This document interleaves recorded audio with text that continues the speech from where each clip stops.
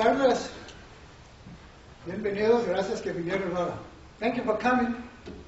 At this time, I just want to share just a little bit about the Hispanic heritage.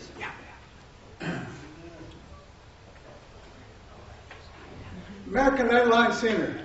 You know where that's at? All that area in there. All that area all the way up to what we used to be called Riverfront Park. All that area was known as Little Mexico. A lot of the people that came from Mexico and they were born and raised here, that's where they lived. That was the community of the Hispanic that were growing up here in Dallas. There was, right in the midst of this Hispanic community, there was a park, and it was called Pike Park. And that was the hub where the people would gather for fiestas and celebrations. And there would be community meetings there. And there would be all kinds of activities for the youth. I remember attending many times there with the youth and having just a great time. In the midst of this community, there was two places that made a difference, especially in my life. There was the Hispanic church, a little white church, didn't have a water fountain inside, didn't have restrooms inside, so you better took care of business before you came to service on Sundays. There was just a little church, and it was called Hines Boulevard Methodist Church, because it was right there at the corner of Harry Hines, right there almost close to downtown. Then across the street was the Wesley Community Center. And just like all centers, it offered many things. Dental care, assistance to the families.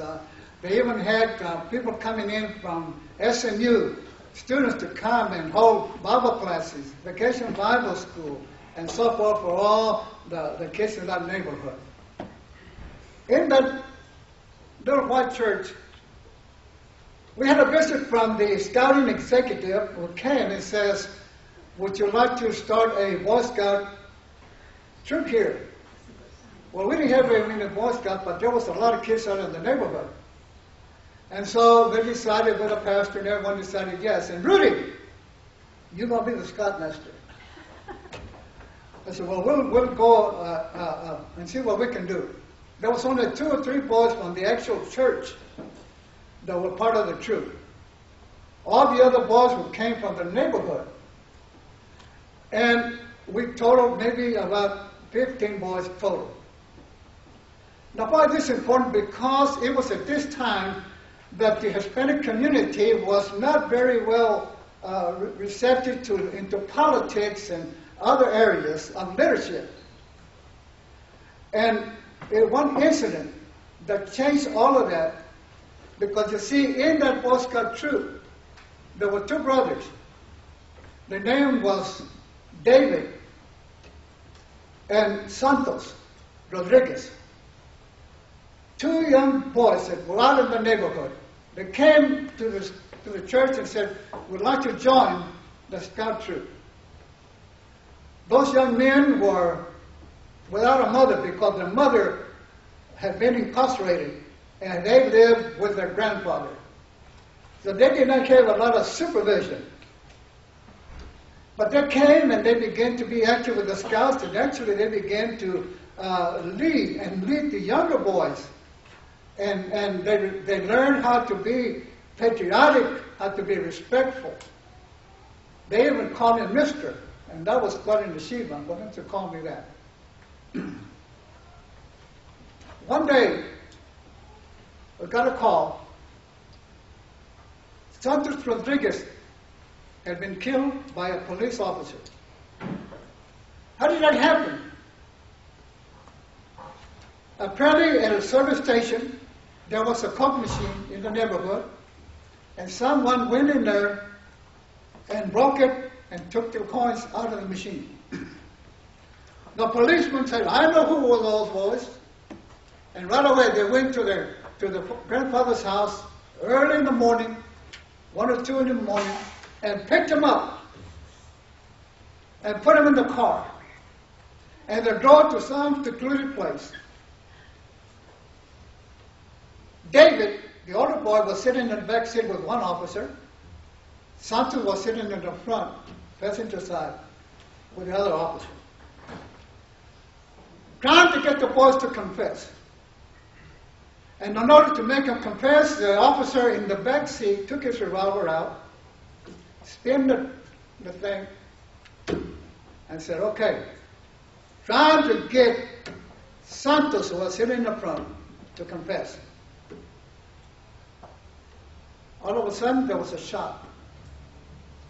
Santos had been shot in the back.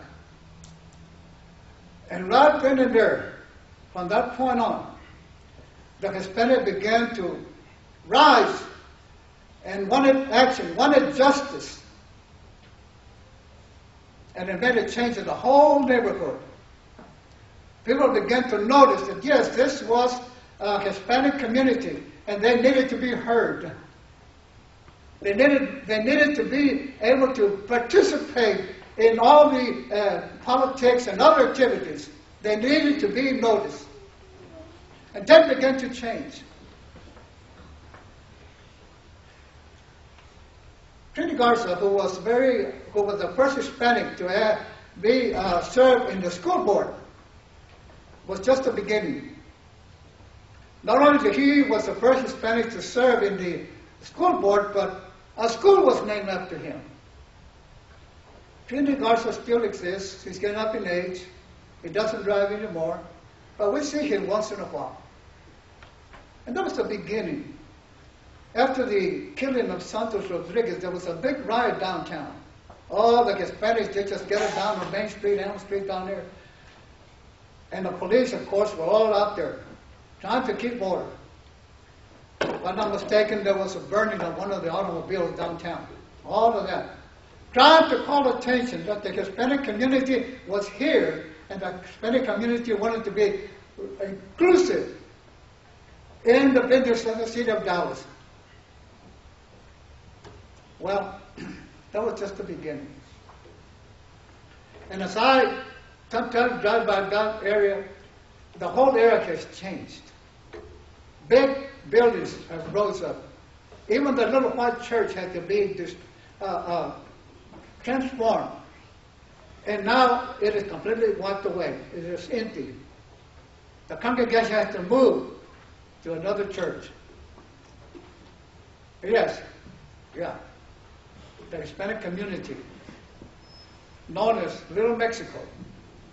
Even today, there's a group that is called Amigos del Barrio, Friends of the Hood. And I'm proud to be part of that group. Because we get together and we share memories of the old neighborhood, trying to keep it alive, passing it on down. So you see, as part of this Hispanic Heritage Month, I want to share that with you today. Because yes, now they know that there is a Hispanic community.